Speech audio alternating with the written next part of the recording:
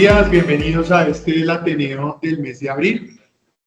El día de hoy nos van a acompañar el servicio de neonatología, que nos va a presentar un muy interesante caso relacionado con el desarrollo de su práctica aquí en la institución. A pesar de que Medellín no tiene un servicio de pediatría específicamente, tenemos a neonatos representando la pediatría aquí en el hospital. Antes de dar inicio con la presentación del caso, quiero darle la palabra al doctor Leonardo Gómez Polanía, que es el jefe del proceso de salud sexual y reproductiva, para una pequeña introducción a este Ateneo. Doctor Gómez.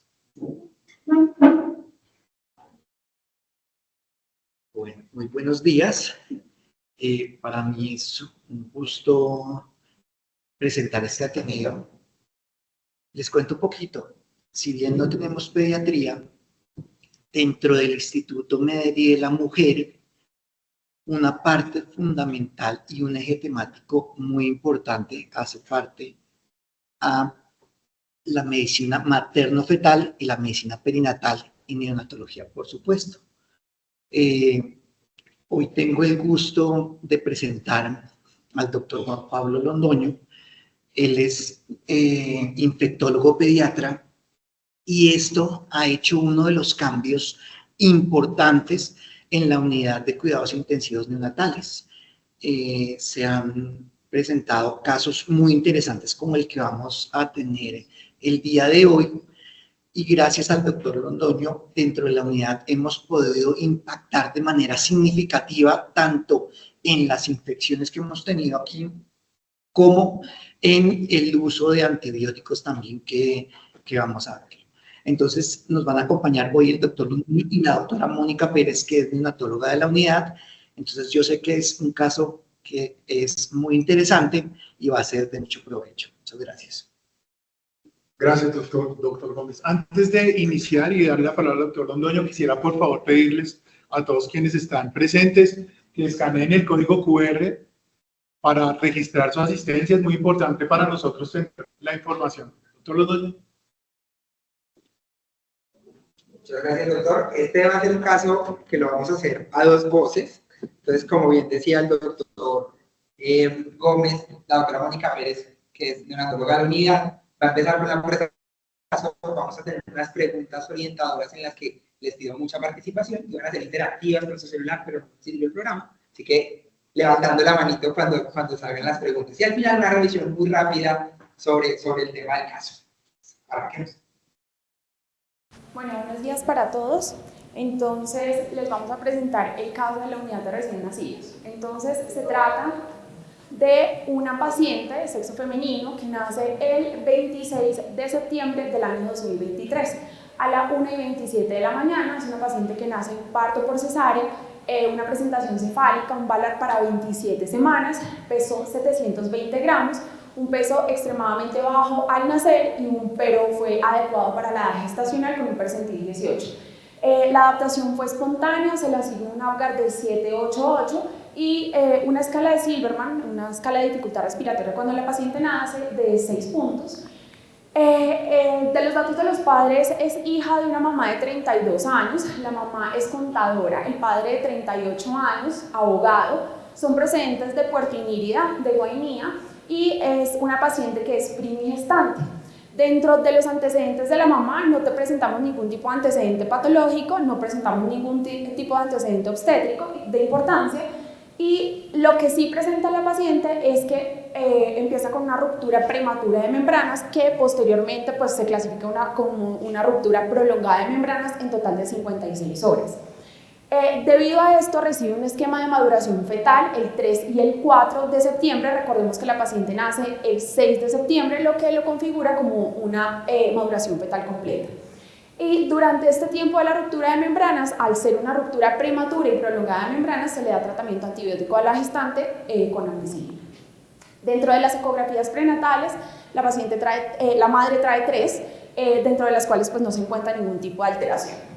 Dentro de los paraclínicos del Storch prenatales encontramos que todos estaban completos, a excepción de que teníamos un toxoplasma IgG positivo, pero no tenía seguimiento de toxoplasma IgM, entonces pues no sabemos realmente cómo clasificar en ese momento si era una toxoplasmosis pregestacional o si había sucedido algo en el embarazo.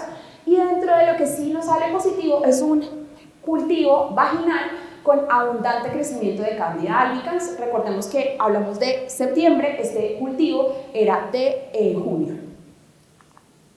Dentro entonces de toda la clasificación que nosotros hacemos para la madre y el recién nacido, tenemos una clasificación de riesgos, de un riesgo prenatal alto, pues por la ruptura prematura prolongada de membranas que conlleva un anhidramnios, un riesgo perinatal alto dada la prematurez extrema, riesgo psicosocial bajo y una exposición a sustancias psicoactivas baja.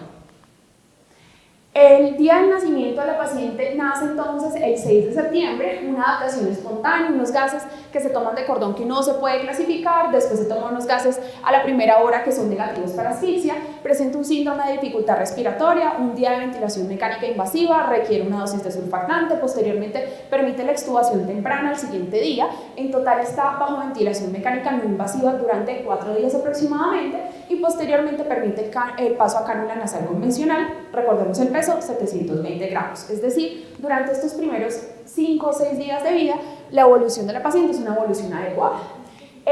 Presenta una ictericia multifactorial, permite el ascenso enteral de la comida con una modulación del microbioma a través de probióticos. La evolución durante estos primeros días es estable y dado que había tenido una ruptura prolongada de membranas, pues con una sospecha de una sepsis temprana, se le da tratamiento, pero el tratamiento antibiótico que recibe, ampicilina y gentamicina, es un tratamiento muy corto, dado que pues, realmente su clínica inicial no fue de sepsis. Hemocultivos iniciales negativos. Listo, las preguntas no van a ser interactivas, así que sigamos, no funciona, lo siento. Entonces va a ser a la clínica, levantando la mano. Entonces esta es la primera para empezar a calentar. Entonces, ¿cuál de los siguientes microorganismos no está implicado en sepsis neonatal? Temprano, acuérdense que estamos pensando en sepsis temprana. Entonces el primero dice estreptococo del grupo B. ¿Quién vota por sí? ¿Ninguno? E. coli. ¿Cuál no está? No está. E. coli. Todos dicen E. coli sí está. Epidermidis. Ahí tímidamente. Listeria. No sé. El resto. Listo. Muy bien, los pocos votos. Epidermidis, muy bien. Esta es la primera pregunta de calentamiento para ver si funcionaba. Ya nos vamos a poner más interesantes. Entonces, siguiente pregunta.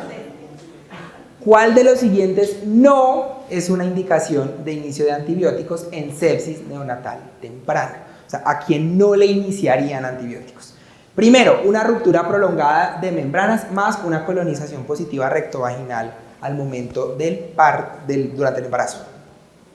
¿No le iniciarían? ¿Todos le iniciarían? No le iniciarían. Prematuridad sin causa clara. Más votos. Signos y síntomas clínicos de sepsis en hijos de madre con tamizaje negativo para estreptococo del grupo B. ¿Todos le iniciarían? Muy bien. Menor de 34 semanas con corioamionitis materna. ¿Le empiezan? Muy bien. Y no sé, el resto. Muy bien, los que votaron, muy bien. La prematuridad sin causa clara no es una indicación de inicio de antibióticos. ¿Listo? En los recién nacidos. Eso es muy importante. Bueno, a partir del 6º día de vida se empieza a poner súper interesante el caso porque la paciente empieza con un deterioro clínico a pesar de que ya llevamos 5 días muy estables. Empieza con apneas recurrentes, se reinicia la ventilación no invasiva, falla la ventilación no invasiva requiriendo intubación orotraqueal y nuevamente un ciclo de ventilación mecánica invasiva y empieza a presentar hiperglicemia neonatal que registrado en la historia clínica dicen un máximo de 340, una glucometría de 340. Se le hace un abordaje de sepsis tardía a la paciente con hemocultivos, con hemograma, con PCR. Rápidamente el hemograma fue normal, la PCR fue negativa, tenía una procalcitonina que estaba indeterminada y unos policultivos. Listo, tercera pregunta. Hemocultivos 1 y 2 positivos para lo que ven en la foto. ¿Cuál es el microorganismo más probable? Levantando la mano. Streptococo del grupo B. 2. E. coli. Ahí E. coli. Cándida. Un voto para Cándida. Listeria. Un voto para Listeria. Imagino, el resto no sé. Son levaduras. La única levadura es cándida. Cándida. Esa es la misma pregunta, pero en el interactivo. Entonces, teniendo en cuenta que lo que vimos en la imagen es una cándida, en los homocultivos crece una cándida albicans y se le inicia anfotericina B de oxicolato el día 13 de septiembre, un día después del deterioro. Nos sale este reporte de antifungigrama que nos muestra que esta cándida es una cándida albicans, aquí vemos, y anfotericina B es sensible, MIC de 0.5. Listo, entonces qué burro esta gente de la unidad neonatal poniendo anfotericina B de oxicolato. Pero bueno, con este resultado, ¿qué haría usted con la terapia antifúngica? Ya ustedes vieron el antifungigrama, ya saben que es una cándida albicans. Entonces, ¿qué haría? Cambiar a caspofungina. ¿Alguien le cambiaría a caspofungina? ¿Nadie? Continuar anfotericina B de oxicolato. Tampoco le continúa la anfotericina. Cambiar a anfotericina B liposomal. Ahí por allá un cambio a la anfotericina B liposomal. Cambiar a fluconazol. No sé, llamar al infectólogo. Entonces, esto es bien interesante porque a diferencia de lo que ven los adultos, nosotros en pediatría, sobre todo en neonatos, la anfotericina B de oxicolato, sus desenlaces son exactamente iguales a los liposomales. Entonces nosotros no usamos anfotericina B liposomal. Ni lo cambiamos a equinocandinas como caspofungina porque hasta el 30% de la sepsis neonatal compromete el sistema nervioso central y las equinocandinas no entran al sistema nervioso central. Entonces, ¿cuál es la conducta correcta? Continuar la terapia con anfotericina B de oxicolato, que eso hoy por hoy en adultos sería muy poco bien visto en un adulto que le pase esto. Listo. Entonces, ya vieron, es una cándida, está creciendo en sangre. ¿Cuál consideran ustedes que es la fuente más probable de la infección de esa cándida para este paciente? Transmisión vertical. ¿Hay todo el mundo? Candidiasis congénita. ¿Seguros?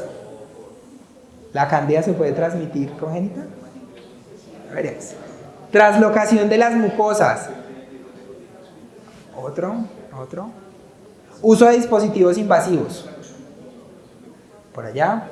Asociada a la atención en salud. Ni idea. No lo sé. La mayoría eran ni idea. Pues los que dieron transmisión vertical, muy bien, la cándida sí puede dar candidiasis congénita. Y les dimos un dato importante que se los dio la doctora Mónica, y es que tenía un cultivo rectovaginal de junio, unos meses antes, positivo, y cuando se reinterrogó a la madre nunca se trató. Esa candidiasis vulvovaginal nunca se trató. Posteriormente, entre el 12 y el 19 de septiembre, la paciente empieza con unos movimientos anormales, exactamente el 15 de septiembre, que en la historia clínica están descritas como unas mioclonias. Se le inicia un tratamiento anticonvulsivante con felobarbital ante la sospecha de que fuesen crisis neonatales. Se le toma una videotelemetría que sale normal, sin embargo, esto es importante determinar que fue posterior al inicio del felobarbital, y se le toman 2 ecografías, el 15 y el 18, que son normales. Algo también muy importante es que la paciente empieza con trombocitopenia persistente, que el 18 requiere transfusión en 3 ocasiones y una anemia de la prematurez también transfundida. Durante esta evolución entre el 12 y el 29 de septiembre, obviamente al tratarse pues de una candidemia, entonces le hacemos estudio de focos profundos. Todos esos estudios de focos profundos son ecografía de abdomen, cerebro, ecocardiograma, urocultivo, cultivo de líquido cefalorraquídeo y valoración por oftalmología, los cuales son todos negativos. Posteriormente, se le inicia el tratamiento, como les dije, el 13, en los primeros hemocultivos que salen positivos son del 12, entonces se le dan 3 días de tratamiento, se le toman unos segundos hemocultivos y unos terceros hemocultivos, que todos siguen siendo positivos para Candida albicans a pesar del tratamiento con la anfotericina B de oxicolato.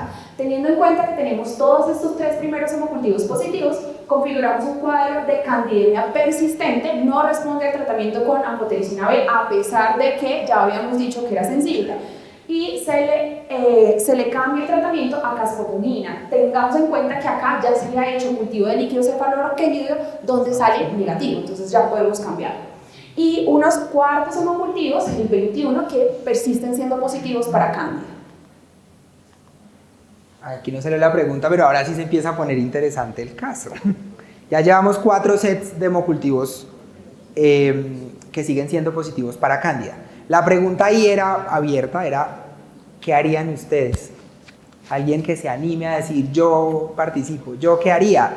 4 sets de hemocultivos positivos, tiene ANFO de oxicolato que en el antifungigrama inicial se mostraba sensible, se le cambió a caspofungina, tampoco negativizaba. ¿Qué harían ustedes? Se llama al infectólogo. ¿Pero a alguien se le ocurre algo más? En el contexto de una candidemia persistente, ¿qué tienen que pensar? Siembras, muy bien. Hay que pensar en siembras, hay que pensar que esa cándida está pegada en algún lugar. Recuerden que uno de los principios del control de una infección es control de la fuente o control del foco. Si yo tengo un foco no drenado, por más antibiótico, en este caso antifúngico, que yo le ponga no va a funcionar. Entonces, ¿qué hicimos nosotros? Buscar siembras. Que fue lo que ya Mónica les contó, ojos, sistema nervioso central, le hicimos, no sé si lo tienes más adelante, le hicimos gamografía ósea. Entre el 23 y el 28 hay un deterioro, pero en este caso un deterioro microbiológico. Tenemos que los quintos hemocultivos que se le toman a la paciente, el 23, recordemos que la caspofungina se inició el 19, ya llevamos 4 días de tratamiento. Hay un reporte preliminar de un crecimiento a las 39 horas, pero ya de blastoponidias. En este contexto se le inicia adicionalmente fluconazol. Entonces, para este momento ya tenemos 2 tratamientos antifúngicos, caspofungina y fluconazol.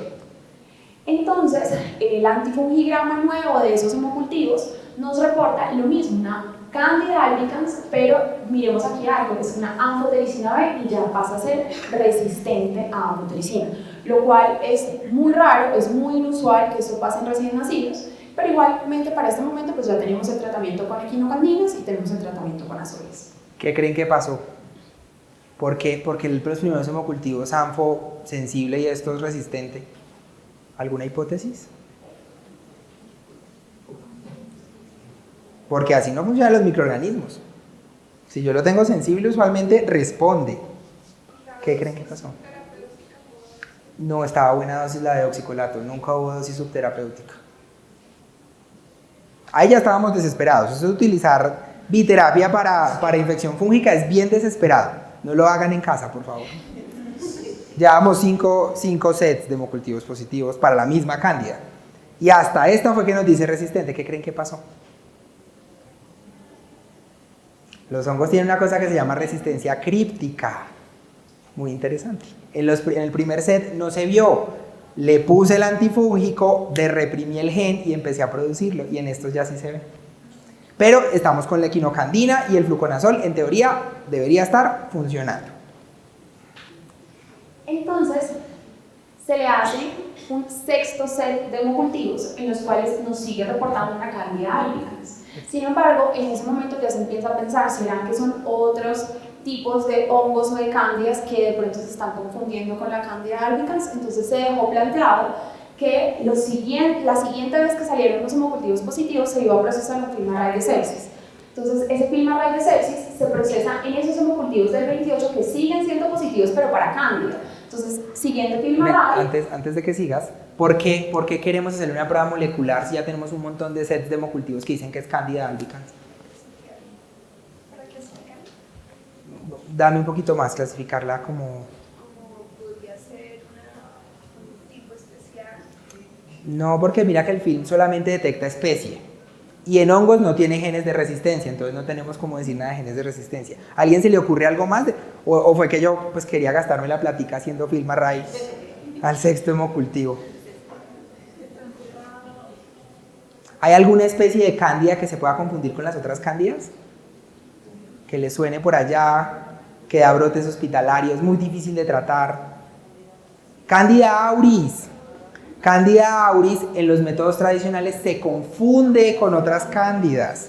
Entonces dijimos, ok, Candida albicans no es una de esas, pero ante este escenario donde no responde, dijimos, tenemos que hacer una confirmación molecular con una prueba genética de que queremos saber si esto sí es Candida albicans. Llevamos 6 hemocultivos con sensibilidad detectada y no responde. Entonces, algo muy interesante es que se aísla la Candida albicans, pero se detecta adicionalmente una Candida tropicalis que no había crecido en ninguno de los 6 sets de hemocultivos anteriores. Entonces, para este momento tenemos una candidemia persistente ahora de brecha por el crecimiento o el aislamiento, perdón, de una cantidad de tropicales, a pesar de que ya llevamos muchísimo tiempo a tratamiento antifúngico. ¿Qué es eso de brecha? ¿Alguien sabe? ¿Qué quiere decir candidemia de brecha? O breakthrough, dicen los artículos en inglés. Que a pesar de tener sensibilidad documentada a un antifúngico que lo está recibiendo, sigue estando candidémico. Eso quiere decir de brecha, porque se sale del cubrimiento. Bueno, entonces ahora la siguiente pregunta. Ya habíamos hablado que Candida auris se puede confundirse con otras cándidas. La pregunta es, ¿con cuáles cándidas? Entonces, vamos a ver. ¿Con cuál de las siguientes no se confundiría? Candida emulonii. Porque ninguno sabe qué es Candida emulonii, ¿sí? Candida afamata. Parapsilosis. Me voy a adelantar rápido. No sé. En general, Candida auris no se confunde con Candida albicans. En general, Candida albicans se detecta normal, pero ya llevamos tantos que estamos en el desespero de tenemos que saber si esto es un auris que no estamos detectando y se está confundiendo. Y parapsilosis podría estar ahí dentro de esas posibilidades. Pero en esos hemocultivos donde nosotros aislamos el film array de sepsis, sigue solo creciendo la Candida albicans resistente a amphotericina B. Entonces, la tropicalis realmente se detecta por la prueba molecular, más no por el crecimiento.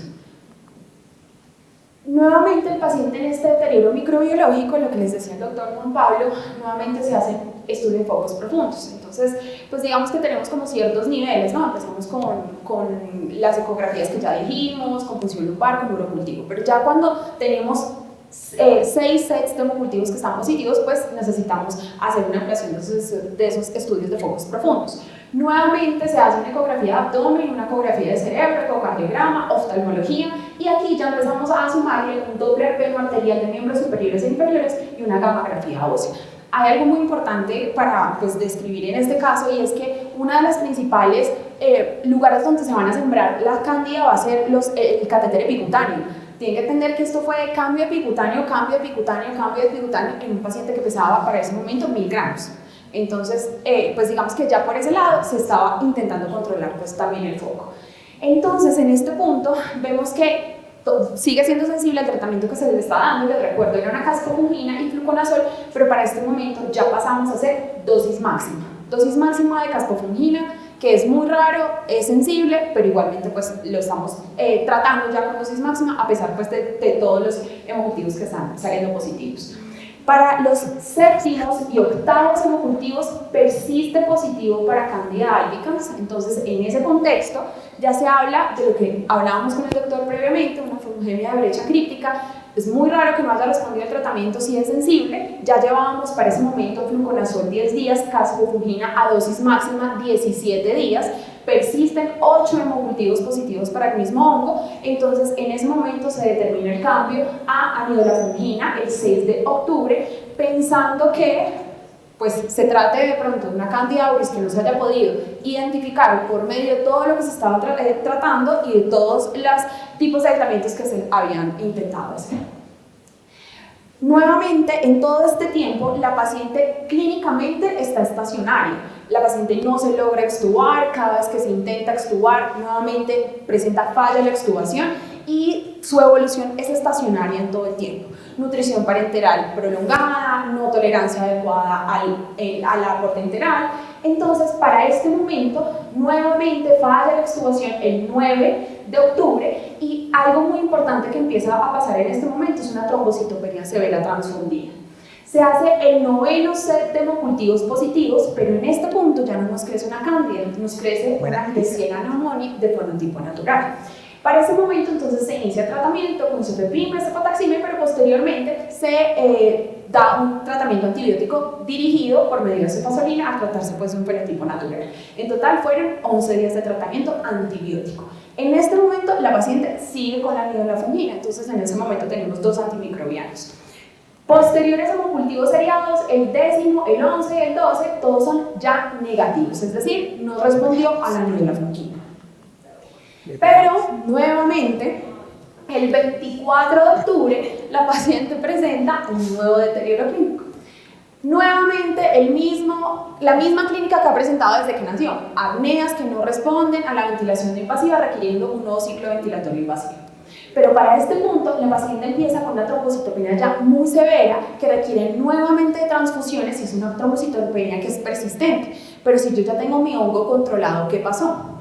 Nuevamente anemia y algo muy importante que no se había visto antes es esplenomegalia. Se hace un nuevo abordaje de estudio de sepsis tardía, dentro de los cuales se toman hemocultivos negativos, cultivo de líquido cefalorraquídeo negativo, pero ante la trombocitopenia persistente severa y la esplenomegalia, pues entonces ahora pensamos en un virus.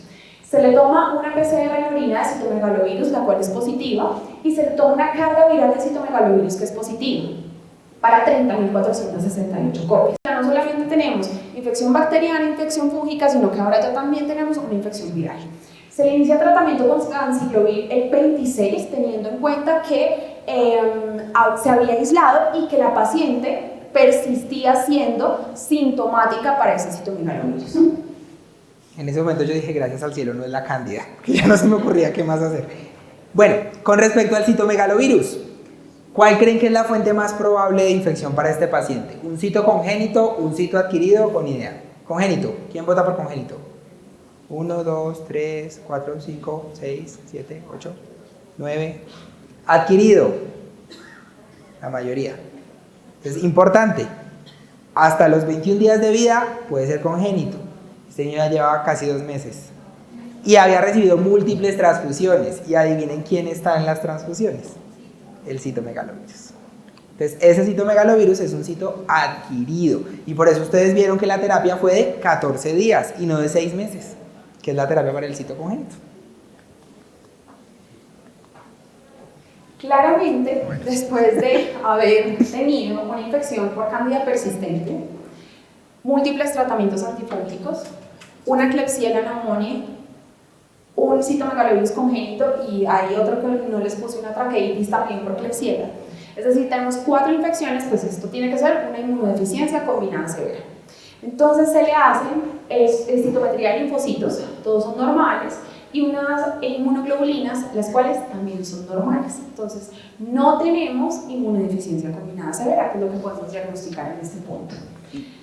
Ya. Si quieres ahí, me adelanto una cosa súper rápida. No tenemos inmunodeficiencia. De hecho, cuando a mí me llamaron, ay, ¿será que no pensamos en inmunodeficiencia? Y yo lo que dije, lo que tiene es un sistema inmune ni el berraco que se aguantó 8 sets de hemocultivos positivos para cándida y no se murió. Lo que tiene es un sistema inmune súper robusto, que a pesar de nosotros haber fallado con la terapia antifúngica, estaba vivo. Entonces, ya después tenemos que, finalmente en la evolución, la paciente por fin tolera la extubación programada el 29 de octubre. Paso directamente a cánula convencional, pero aquí obviamente ya empezamos con todos los problemas de la prematurez asociados a todo lo que tuvimos que hacer para aguantar a esa paciente viva. Displasia broncopulmonar en desarrollo, por supuesto, lleva 2 meses intubada. Una enfermedad metabólica ósea, por supuesto, lleva nutrición parenteral prolongada, espermatoria extrema, una difícil tolerancia al aporte enteral. Todo esto requiriendo tratamiento farmacológico de difícil control. Completa el tratamiento con almidolafungina, se cambia a fluconazol oral y completa el tratamiento con ganciclovir. Finalmente, la paciente egresa el 10 de noviembre para una edad cronológica de 65 días, una edad gestacional corregida de 36.2 semanas y el peso de ingreso 2.210 gramos. Recordemos que fueron 720 gramos cuando nació. Y la niña ya tiene 1 año, un exoma encima, que está normal, no tiene ninguna inmunodeficiencia, todas las infecciones fueron asociadas a la prematuridad y es una niña sana.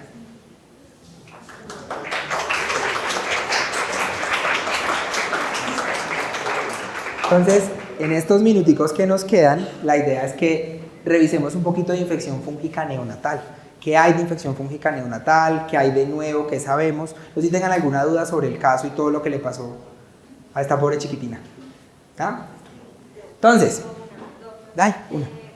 Mucho gusto, les Águila, coordinadora de epidemiología. El año pasado tuvimos una alerta de reactivo vigilancia por un informe de seguridad de los paneles moleculares que estaban saliendo positivos para cándida tropicales y realmente no era un resultado viable clínicamente, sino es porque las pruebas moleculares se realizan, bueno, y el obviamente lo empleará mejor, cuando lo realizan, digamos que quedan muy posiblemente residuos moleculares de los medios en los cuales se cultivan y se generan como tal las pruebas. Entonces, yo no sé cómo realizaron ese abordaje. Gracias, doctora Luisa. Positiva de esta institución con eso que pasó. Lo que les está queriendo explicar la doctora Luisa es que el año pasado sucedió, ustedes imaginarán que una prueba molecular lo que detecta es ADN, ¿sí o no? Si eso está vivo, muerto, hace 50 años o 8 días, la prueba molecular no tiene cómo saberlo. Y resulta que los medios de las botellas de hemocultivo que utilizamos para hacer crecer los hemocultivos, ¿los han visto alguna vez? Son como botellitas y eso tiene líquido por dentro. Ese líquido es un medio de cultivo. Dentro de los componentes que utiliza el medio de cultivo, utiliza extracto de levadura para hacer el medio de cultivo. Y eso pues claramente ellos aseguran esterilidad. ¿Qué quiere decir esterilidad? Que ahí no crece nada, o sea, no hay ningún microorganismo vivo dentro de esa botella, pero no le aseguran que no tenga ADN. Entonces, lo que pasó el año pasado es que como los paneles moleculares son tan sensibles, empezamos a tener varios paneles moleculares positivos para esta Candida tropicalis. Este fue el primero de eso que pasó y de hecho, gracias a que hubo un segundo fue que hicimos la alerta.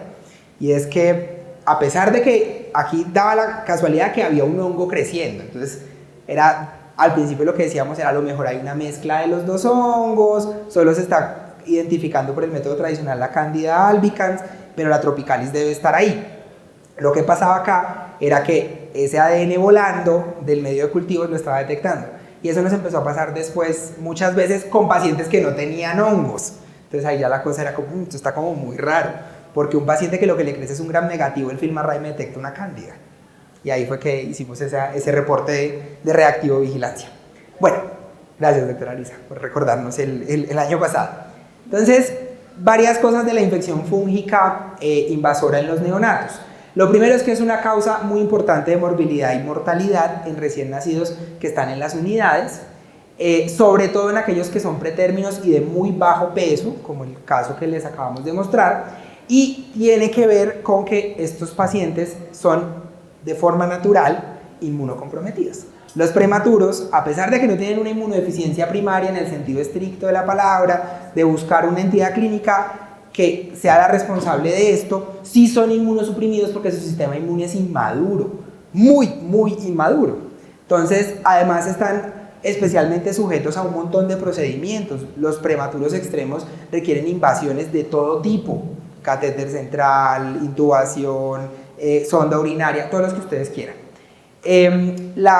Las especies más importantes que causan esto son cándidas, pero tiene un problema grandísimo, y aquí les resumo un poco las conclusiones, y es que es muy difícil de diagnosticar, porque la sensibilidad de los cultivos es bajita. Entonces, si no hay un alto índice de sospecha, no la diagnosticamos. No todos son tan obvios como este, que tuvo 8 sets de hemocultivos positivos para cándida. La epidemiología en el mundo, no tenemos muchos datos en Colombia, pero está cerca de 5.1 por cada 100.000 nacidos vivos desarrollan infección por cándida. Es un patógeno hospitalario muy importante, pero ustedes se van a dar cuenta que también puede ser como una causa importante de infección congénita, como en este caso.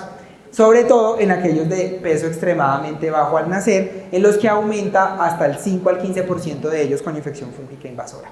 Estos son datos de un estudio del Reino Unido, donde ustedes ven hongos son el 4% de las causas de sepsis neonatal tardía, o sea, son una causa relativamente infrecuente, y el principal son especies de Candida albicans seguidas de Candida parapsilosis, o sea, la mayoría son cándidas.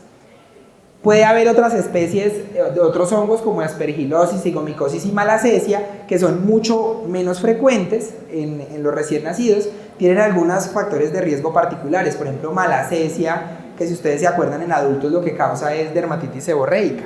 En recién nacidos puede causar infección invasiva, la malacesia, relacionado a la utilización de nutrición parenteral. Acuérdense que la malacesia le encanta la grasa, por eso da dermatitis seborreica. En las infusiones de nutrición parenteral son ricas en lípidos, pero además a esos recién nacidos prematuros, porque su barrera cutánea es inmadura, los embadurnamos de un montón de sustancias lipofílicas para que mejore su barrera cutánea. Ahí crece la malacesia. ¿Listo? Por suerte es infrecuente. Varios factores de riesgo para esto, el más importante sin duda es la prematuridad. La prematuridad relacionada con la inmadurez del sistema inmune, con los procedimientos que ya hablamos, pero además la colonización en estos recién nacidos es muy frecuente. Ahorita les voy a mostrar datos, pero los niños se colonizan súper rápido. A las 3 semanas el 70% de los niños están colonizados por especies de cándida. Y es que la cándida tiene una cosa muy importante, y es que es un colonizante normal de muchas mucosas del humano. Del tracto respiratorio superior casi todos tenemos cándida ahí metidos. Del sistema reproductor femenino es muy frecuente también. Entonces esa es la razón por la que muchos se colonizan. Y por último, digamos que yo puedo estar colonizado, porque ya les dije que la mayoría nos vamos a colonizar, pero eso no quiere decir que la mayoría vamos a ser infección invasiva. Hay unos factores particulares para que esa cándida sea capaz de traslocarse, y ustedes van a ver que en recién nacidos muy pequeños la integridad de las barreras mucosas se ve muy comprometida. Por ejemplo, en la enterocolitis necrosante, la barrera gastrointestinal se abre y permite que esa cándida entre. ¿Listo? Entonces, pues la cándida es una levadura, tiene más de 150 especies, la más importante es albicans y parapsilosis, como ustedes vieron, para los recién nacidos, y es microbiota normal de muchas mucosas, muy importante, vías respiratorias altas. Y esto es un mensaje importante, y es que, por el amor de Dios, si alguna vez les crece en un cultivo de secreción traqueal cándida, no es el causante de la neumonía, ¿listo? No es el causante de la neumonía, es pura colonización. Casi todos estamos colonizados con cándida. Algunas son resistentes a antimicóticos, la resistencia viene en aumento, ya vamos a hablar de Candida auris un poquito, porque su mortalidad es cercana al 50%. La Candida auris es tremendamente mortal, y por eso eran nuestras alarmas con este caso, porque el riesgo es que fuera una Candida albicans. En general se lo considera como un organismo oportunista, porque ustedes ya vieron que coloniza las mucosas normales de casi todas las mucosas. Pero ¿cómo llega a ser invasiva? ¿Cómo entra a causar problema? Entonces, la primera es que en los recién nacidos puede haber transmisión vertical, como efectivamente parece que sucedió en este caso. Y la transmisión vertical puede suceder en varios momentos de la gestación. Yo puedo tener transmisión antes del parto, y ahorita les voy a mostrar, aquí hemos tenido candidiasis congénitas al momento del nacimiento, que tienen manifestaciones incluso de siembras en el cordón. Se ven los punticos de la cándida en el cordón. Pero también se pueden colonizar al momento del paso por el canal vaginal, o, ¿se acuerdan que tenía una ruptura prolongada de membranas, 50 y pico de horas? Por colonización ascendente. ¿Listo? Entonces puede haber transmisión vertical de esta cándida. Entonces miren esos datos tan aterradores. 76 madres con recién nacidos de peso extremadamente bajo al nacer. Se logró un aislamiento en 61% de las madres de cándida en su mucosa vaginal y en 27% de los neonatos. Es muy frecuente, o sea, cándida es muy frecuente que se colonice, que sea colonizante. Y puede haber transmisión horizontal, que no nos vamos a detener mucho en esto, y es por la utilización sobre todo de dispositivos invasivos por donde la cándida puede entrar, o por la translocación de las mucosas que ya habíamos discutido. Entonces, ya les hablé un poquito de la colonización, no me voy a detener mucho en eso. Un poquito para hablarles de las características particulares de los prematuros, o por qué los recién nacidos prematuros son tan susceptibles a esto. Y es que ellos, acuérdense que durante el tercer trimestre pasa una cosa muy bonita, y es que la inmunoglobulina G de la mamá empieza a pasar de forma activa por la placenta para que el recién nacido al momento del parto se logre algo de inmunidad de la inmunoglobulina G que tenía la mamá. Y esto pasa sobre todo las últimas semanas de la gestación. Entonces, si yo nazco antes, pues no me pasa la inmunoglobulina G. Esto no es tan importante para los hongos, porque resulta que la inmunidad para los hongos no es la inmunidad humoral. La inmunoglobulina G, pues nunca han pedido ustedes serología para cándida. Espero que no lo hayan pedido, porque nunca se los van a hacer. Porque la inmunidad que nos protege de los hongos no es esa. La inmunidad que nos protege de los hongos es la inmunidad celular. Y sobre todo, el antifúngico más eficaz que existe en el universo contra los hongos se llama el neutrófilo. El neutrófilo es el principal antifúngico que tenemos. ¿Listo? Por eso es que en los pacientes oncológicos con esas neutropenias prolongadas es que empezamos a pensar en infección fúngica. Y resulta que en los recién nacidos prematuros hay neutropenia. Porque además es una causa bien importante. Acuérdense que los niños tienen la fórmula invertida. ¿Listo? Diferente a los adultos, que los neutrófilos son predominantes versus los linfocitos. Los niños tienen la fórmula invertida.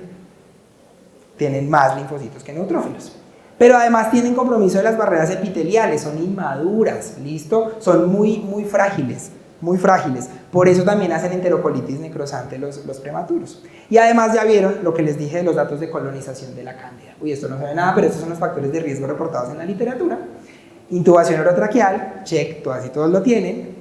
Estancia mayor de 7 días, los prematuros casi todos la tienen. Edad gestacional menor de 32 semanas, presencia de catéter venoso, más de 2 antibióticos endovenosos, choque, aguar menos de 5 y nutrición parenteral por más de 5 días. Es decir, este niño de 700 gramos iba a cumplir con todos. O sea, así muy difícil que alguno de esos no esté en un prematuro tan extremo como este. También hay factores relacionados con la cándida, propios de la cándida, o sea, no solamente del niño, sino del hongo. Tiene varios factores de virulencia particulares. La capacidad de producir biofilm es muy importante en cándida, muy importante, y por eso fuimos tan acuciosos, les contaba la doctora Mónica, en buscar focos, porque es que la cándida se pega y hace estas estructuras de resistencia que se llaman biopelículas o biofilm en los catéteres centrales, en las válvulas del corazón. Ustedes imaginarán que lograr ver una vegetación en un corazón de un niño de 700 gramos, pues el cardiólogo puede ser súper bueno, pero la vegetación puede medir 1 milímetro, menos de 1 milímetro. Entonces, es muy difícil lograr documentar la endocarditis en estos niños. Por eso fuimos tan acuciosos tratando de buscar osteomielitis. Este niño alcanzó a durar candidémico casi un poquito menos del mes. Un poquito menos del mes. La posibilidad de que esté sembrado en algún hueso, ustedes me dicen, pero cándida en un hueso. Imagínense que es canalizar a un bebé de 700 gramos y la posibilidad de que sin querer con la aguja yo toque el hueso. Y ahí se sembró la cándida. Entonces yo puedo no estarlo viendo, no es tan evidente como la artritis séptica o la osteomielitis en los niños grandes o en los adultos. Entonces esa capacidad de formar biofilm es muy importante en la cándida, como para que se lo lleven. En los niños en recién nacidos puede haber candidiasis mucocutánea o candidiasis invasiva. Yo puedo tener una candidiasis mucocutánea solamente en la orofaringe o una dermatitis del pañal. Esta es la orofaringia, que es muy frecuente en los niños lactados por lactancia materna. Es muy frecuente y no es un signo de inmunodeficiencia, ¿listo? Que también es una pregunta común de que si es que el niño con candidiasis orofaringea de mamá con lactancia materna exclusiva, ¿será que tiene una inmunodeficiencia? VIH es lo que piensan los que no ven muchos niños. No, es muy frecuente que se colonice. La candidiasis del pañal también muy frecuente, llamada candidiasis W, porque a la cándida le gustan los ambientes húmedos. Y el pañal es el ambiente húmedo por excelencia, ¿listo? Sobre todo si yo no utilizo barreras para que esto no se pegue. Entonces, ¿estas candidiasis se pueden volver invasivas? La respuesta es sí, pero no es frecuente. No es frecuente que yo tenga una candidiasis mucocutánea o de la boca o del pañal que luego se vuelva invasiva. No es frecuente. Puede pasar tal vez en los menores de 1000 gramos que han recibido algo de esteroides en la vida postnatal por alguna razón, y que tienen hiperglicemias persistentes. Esos son como los únicos 2 escenarios donde uno podría pensarlo, pero no es frecuente que suceda. Y la candidiasis congénita, este es un caso de acá del hospital. Miren las lesiones del cordón. Tiene lesiones de siembra de la cándida en el cordón umbilical. La cándida puede transmitirse incluso antes de la ruptura de las membranas. ¿Listo? Entonces, ¿qué hay que hacer con estas infecciones invasivas? Pues nada, una evaluación de la extensión, que es lo que nosotros hicimos, buscar del tracto urinario, ojo, sistema nervioso central, si está en los huesos, en todos los sitios donde se pueda sembrar, porque resulta que se puede sembrar en cualquiera de esos. Entonces aquí está todo lo que se recomienda realizar, que es básicamente lo que le hicimos nosotros a la paciente. La candidemia es muy parecida a la sepsis neonatal, o sea, tal vez con un comportamiento más soterrado, o sea, menos florido que una sepsis por gram negativos, pero no pasa esto, no se logran extubar, el niño no progresa, no jala, no mejora, y ahí es donde empezamos a pensar, ¿no será que está de pronto un hongo? Porque ya van a ver, esto se ve terrible, pero la sensibilidad de los cultivos para cándida es muy baja, no crecen los hongos. Entonces eso hace que no sea tan bueno. Entonces se puede sembrar, lo que les decía, en muchas partes, infección urinaria, meningitis, y esta es una de las razones que yo ya les contaba de por qué no utilizamos equinocandinas de entrada en los recién nacidos.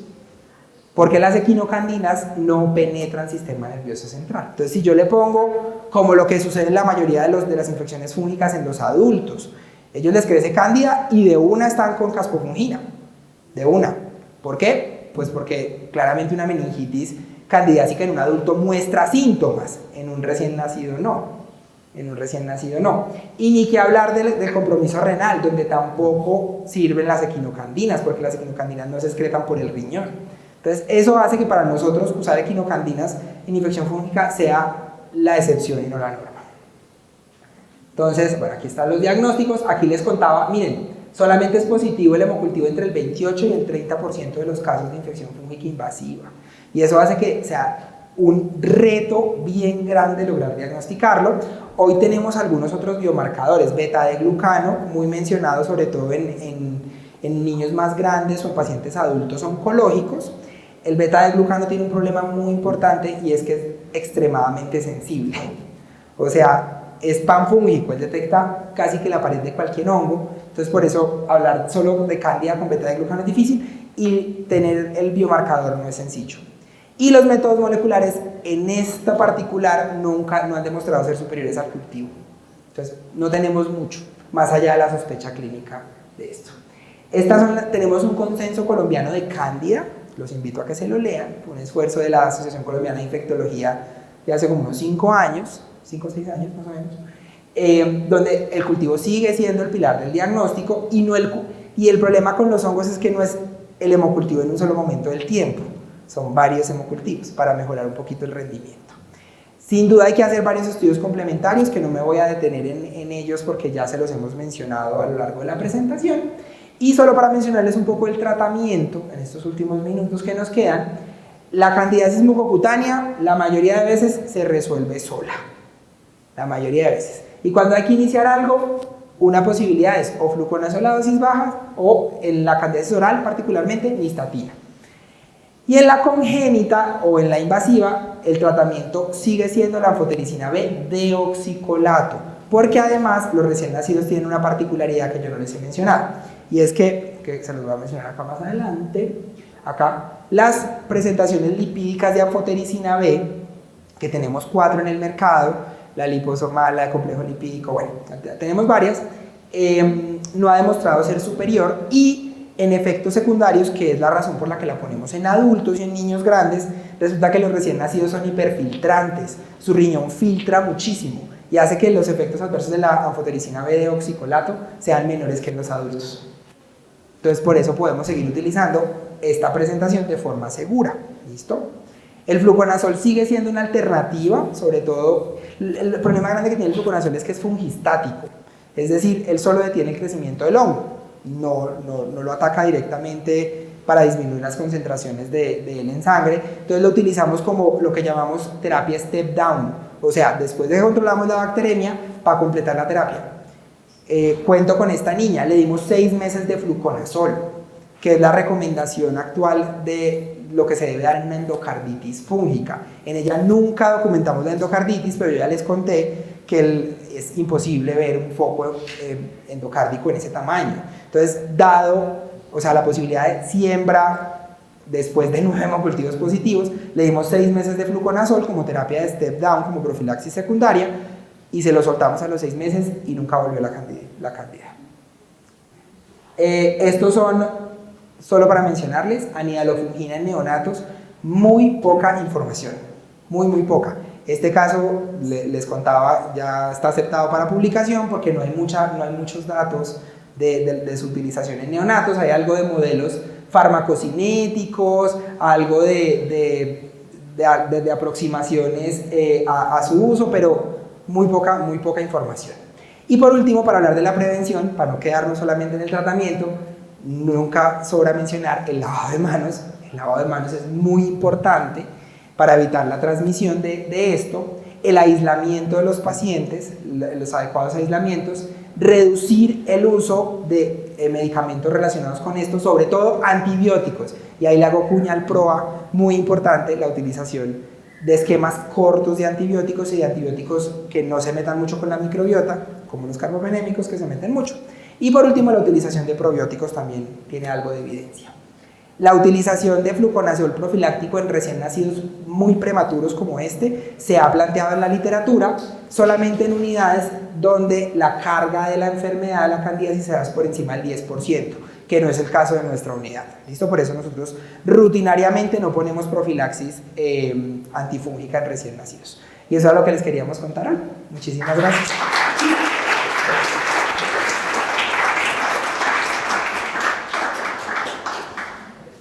Doctor, muchísimas gracias por la excelente presentación. Yo no sé si alguien del público tenga un comentario, doctor Gómez. Un comentario pequeño. Dentro de la prevención, fíjense que la materna tenía un cultivo positivo para cándida. Si eventualmente en el control prenatal, que lo hicieron juiciosamente porque encontraron la cándida, la hubieran tratado, probablemente ni siquiera hubiera infectado. Entonces, fíjense, desde la prevención tan básica y fácil de realizar, hubiéramos podido evitar todo este dispendioso y muy buen manejo en la unidad, pero fíjense cómo se hubiera podido evitar con solo haberle dado tratamiento a la cándida materna, que además sabemos que los medicamentos tópicos son categoría B, que casi pocos medicamentos son categoría B en el embarazo. Se podría haber evitado esto. Entonces, un poco por ahí de reflexión para los ginecólogos y para los médicos generales, que son los que principalmente hacen control prenatal en este país. Muchas gracias. Gracias, doctor Gómez. ¿Alguien más? ¿Algún otro comentario?